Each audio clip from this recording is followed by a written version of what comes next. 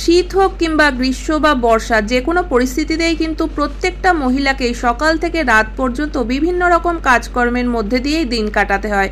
তো বন্ধুরা, যদি আমরা এই কাজগুলোকে কিছু টিপস অ্যান্ড ট্রিক্স ফলো করে করতে পারি, একটু বুদ্ধি করে করতে পারি, তাহলে কিন্তু আমাদের অনেকটাই সুবিধা হবে। আর এই গরমের মধ্যে যত তাড়াতাড়ি আমরা কাজগুলো সেরে ফেলতে পারবো ততই কিন্তু আমাদের সুবিধা।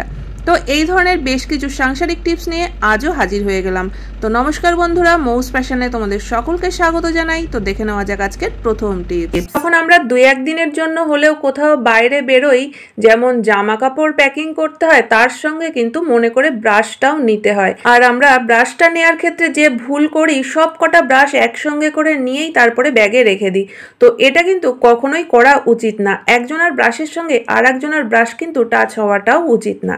কিন্তু যেহেতু একসঙ্গেই নিয়ে নিই, তো সেটা তো হয়েই থাকে। তো একটা ছোট্ট জিনিস যেটা আমরা ফেলে দিই, তো সেটা ফেলে না দিয়ে যদি রেখে দিই, তাহলে কিন্তু আমাদের এই সমস্যার সমাধান হয়ে যাবে। বাড়িতে বাচ্চারা তো পড়াশুনো করে, আর তার জন্য আমাদের পেন কিনতেই হয়। তো আমরা পেন কিনলে পরে এই ধরনের যে প্যাকেটগুলো আসে, পেনটাকে বের করে নিয়ে এই প্যাকেটগুলোকে কিন্তু আমরা ফেলে দিই। তো এই প্যাকেটগুলোকে ফেলে না দিয়ে যদি কয়েকটা রেখে দেওয়া যায়, তাহলে কিন্তু আমরা এর মধ্যে করে প্রত্যেকের ব্রাশ আলাদা করেই নিয়ে যেতে পারবো। আর তাতে করে একটা ব্রাশের সঙ্গে আর একটা ব্রাশ কিন্তু টাচও হবে না। তো টিপসটা ছোট্ট হলেও বন্ধুরা আশা করি অনেক কাজে দেবে তোমাদের। দেখে নেওয়া যাক আজকের 2 নম্বর টিপস। আমাদের অনেকেরই কিন্তু চোখের একটু সমস্যা থাকার কারণে সারাদিনই চশমা পরে থাকতে হয়। আর গরমের মধ্যে সারাদিন চশমা পরে থাকাটাও কিন্তু খুব অস্বস্তিকর একটা ব্যাপার। কারণ দেখবে গরমের সময় এমনি ঘাম হয়, আর তারপরে সারাদিন চশমা পরে থাকলে কিন্তু নাকের জায়গাটা খুব ব্যথা করে। অনেক সময় দেখা যায় যে নাকের উপরটা একটু কেটে গেছে, বা সারাক্ষণ চশমা পরে থাকতে থাকতে একটা কালো স্পট পড়ে যায়। অথচ অনেকেরই আছে যে চশমা ছাড়া কিন্তু এক মুহূর্তও চলবে না। তো তাদের ক্ষেত্রে কিন্তু খুবই কষ্টকর ব্যাপার এটা। তো তার জন্য একটা ছোট্ট টিপস আজকে তোমাদের সঙ্গে শেয়ার করছি। তো বন্ধুরা দেখো, এখানে আমি একটা তেলের শিশি নিয়ে নিয়েছি। নারকেল তেল তো আমাদের সবার ঘরেই থাকে। তো সেই নারকেল তেল থেকে সামান্য 1 থেকে 2 ড্রপ আমি এখানে নিয়ে নিলাম। তো এবার আঙুলে করে এই তেলটা একটু লাগিয়ে আমি নাকের জায়গাটায় চশমার এইভাবে করে লাগিয়ে দেবো। তো তোমাদের কিন্তু চাইলে তেলের জায়গায় ভেজলিনও লাগাতে পারো, যেটা হাতের সামনে থাকবে সেটাই লাগাতে পারো। আর উপর থেকে সামান্য একটু পাউডার দিয়ে দিলাম। তো পাউডারটা কিন্তু তোমরা এমনিও দিতে পারো, কিন্তু শুধু যদি পাউডার আমরা দিই, তাহলে কিন্তু দেখবে যে ঘাম হয় তখন পাউডারটা উঠে যাবে, বা হয়তো পাউডারটা ঝরে পড়ে যাবে।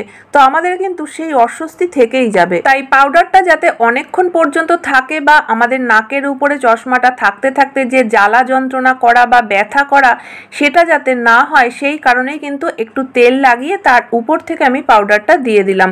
এতে করে কিন্তু আমাদের সমস্যার অনেকটাই সমাধান হয়ে যাবে। তো আশা করি বন্ধুরা টিপসটা তোমাদের কাজে লাগবে। দেখে নেওয়া যাক পরবর্তী টিপস। আমাদের কিন্তু কোনো না কোনো কাজে সেলোটেপের প্রয়োজন হয়েই পড়ে, কিন্তু সেলোটেপটা কাটা নিয়ে হয় সমস্যা। যখন আমরা সেলোটেপটাকে কাটি, তখন কিন্তু দেখবে যে কিছুটা অংশ কেটে নেওয়ার পরে সেলোটেপের মুখটা যদি সঙ্গে সঙ্গে ধরে না নেওয়া যায়, তাহলে কিন্তু যদি একবার সেলোটেপের সঙ্গে আটকে যায়, তাহলে কিন্তু মুখটা সহজে খুঁজে পাওয়া যায় না।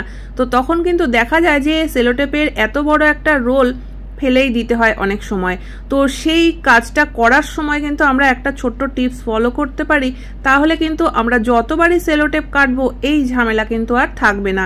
তো তার জন্য যে কাজটা করতে হবে, দেখো আমাদের যতটুকু কাটার প্রয়োজন হবে তার আগে কিন্তু সেলোটেপটাকে এরকম একটা পাক দিয়ে নিতে পারো। তো তারপরে যদি সেলোটেপটাকে কেটে নেওয়া যায়, তাহলে কিন্তু যে অংশটা লেগে যাওয়ার সম্ভাবনা থাকে সেটা কিন্তু আর কখনোই আটকে যাবে না। কারণ দেখো মুখের দিকটা কিন্তু একটু ভাঁজ হয়ে গেছে। আর এইভাবে যদি আমরা কাজটা করতে পারি, তাহলে আমাদের কাজটাও কিন্তু অনেকটাই সহজ হয়ে যাবে। তো চলো দেখে নেওয়া যাক পরবর্তী টিপস। সারাদিনের সব বাসন মেজে ধুয়ে আমরা যে বাস্কেটটার মধ্যে উবুর করে রেখে দিই জল ঝরে যাওয়ার জন্য, তো সমস্যা যেটা হয় দেখবে, সব ছোট বড় সমস্ত রকম বাসন কিন্তু একসঙ্গে এইভাবে রাখা থাকে। আর এর ভিতর থেকে যদি আমাদের একটা চামচ বা একটা হাতা বের করার প্রয়োজন হয়, তখন কিন্তু দেখবে একদম নিচের সমস্ত বাসনগুলোকে এইভাবে একটা একটা করে তুলতে হয়। আর না হলে সেই একটা চামচ খুঁজে পাওয়া যায় না, না হলে হাতাটা খুঁজে পাওয়া যায় না। আর এটা কিন্তু কাজের সময়, তাড়াহুড়োর সময় খুবই বিরক্তিকর একটা কাজ। তো তো তার জন্য একটা ছোট্ট টিপস আজকে তোমাদের সঙ্গে শেয়ার করছি। এই কাজটা যদি আমরা করে নিতে পারি তাহলে কিন্তু যত বড় বাসনই হোক না কেন বা যত বাসনই মাজা থাক না কেন, এই ছোট ছোট বাসনগুলোকে খোঁজার জন্য আলাদা করে সময় নষ্ট করতে হবে না। তো তার জন্য দেখো এখানে আমি একটা বোতল নিয়ে নিয়েছি, মাথার দিক থেকে কিছুটা অংশ কেটে বাদ দিয়ে দিচ্ছি। আর এবার যে অংশটা আমি নিয়েছি পুরোটাই কিন্তু আমাদের কাজে লাগবে, তবে নিজেদের প্রয়োজন অনুযায়ী ছোট বা বড় করে নিতে হবে। আর এবার উপরের দিকটা সমান করে নিচ্ছি ভালোভাবে কেটে, যদি অসমান থাকে তাহলে হাত কেটে যাওয়ার একটা সম্ভাবনা রয়েছে। একটা ছুঁচলো লোহার জিনিস গরম করে বোতলের যে টুকরোটা নিয়েছি তার দুপাশে কিন্তু এইভাবে দুটো ফুটো করে দিলাম। আর এবার যে বাস্কেটের মধ্যে আমরা বাসনপত্রগুলো মেজে রাখি তার যে কোনো একটা কোনায় একটা শক্ত দড়ি দিয়ে বেঁধে দিতে হবে। এবার যে জিনিসটা আমি লাগালাম এর মধ্যে কিন্তু অনেকগুলো হাতা খুন্তি থেকে শুরু করে সব কিছুই রাখতে পারবো। তো তোমরা কিন্তু তোমাদের প্রয়োজন অনুযায়ী চাইলে আরও বড় কোনো বোতলও কেটে এর মধ্যে রাখতে পারো। তো এবার দেখো এর মধ্যে কত কিছু আমি রেখে দিলাম।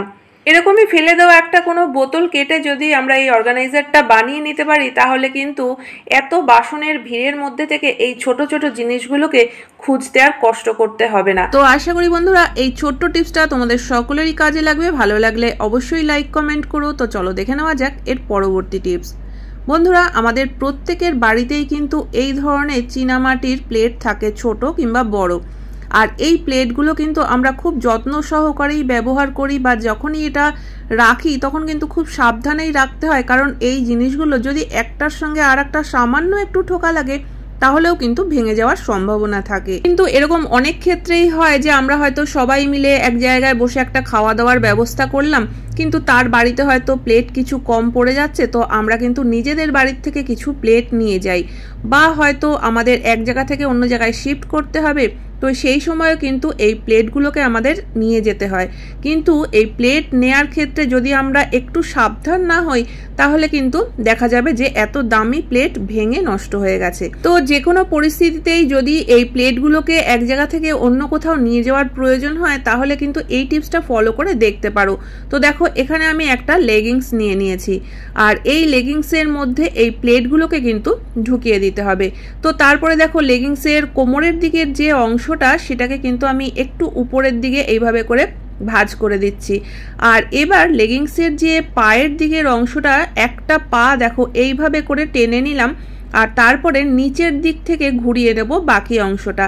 আর পায়ের দিকের যে কাপড়টা সেটাকে কিন্তু একটু টেনে টেনে একটু টাইট করে নিতে হবে। তো এক্সট্রা যে অংশটা রয়েছে সেটা কিন্তু আমি এইভাবে কাপড়ের মধ্যে গুজে দিচ্ছি। লেগিংসের আর একটা যে পায়ের অংশ রয়েছে সেটাকেও কিন্তু দেখো একইভাবে আমি টেনে নিয়ে আসলাম, আর এক্সট্রা যে অংশটা রয়েছে সেটাকে কিন্তু আমি প্লেটের নিচ দিক থেকে ঘুরিয়ে নিয়ে এসে আগের মতো করেই একটা জায়গায় এভাবে করে একটু টাইট করে আটকে দেবো। তো এরকম ভাবে যদি আমরা প্লেটগুলোকে এক জায়গা থেকে অন্য জায়গায় কোথাও নিয়ে যাই তাহলে কিন্তু ঠোকা লেগে ভেঙে যাওয়ার কোনো সম্ভাবনা থাকবে না। তবে এখানে কিন্তু একটা জিনিস অবশ্যই খেয়াল রাখতে হবে, লেগিংসের মধ্যে প্লেটগুলো নেওয়ার আগে কিন্তু একটা পরিষ্কার পরিচ্ছন্ন লেগিংস অবশ্যই নিতে হবে। যদি তোমরা পুরনো লেগিংস না ইউজ করতে চাও, নতুন লেগিংস থাকলে কিন্তু সেটাও ব্যবহার করতে পারো। তো আশা করি বন্ধুরা আজকের প্রত্যেকটা টিপসই তোমাদের কাজে লাগবে। কোন টিপসটা সব থেকে বেশি ভালো লেগেছে অবশ্যই কমেন্ট করে জানিও। ভালো লাগলে চ্যানেলটিকে সাবস্ক্রাইব করে পাশে থাকা বেল আইকনটা অবশ্যই প্রেস করে দিও, যাতে নতুন ভিডিও আপলোড করলে নোটিফিকেশন সবার আগে তোমাদের কাছে পৌঁছে যায়। তাহলে বন্ধুরা আজকের মতো ভিডিও এখানেই শেষ করছি। দেখা হচ্ছে আবার নতুন ভিডিওতে। পুরো ভিডিও দেখার জন্য সকলকে অসংখ্য অসংখ্য ধন্যবাদ।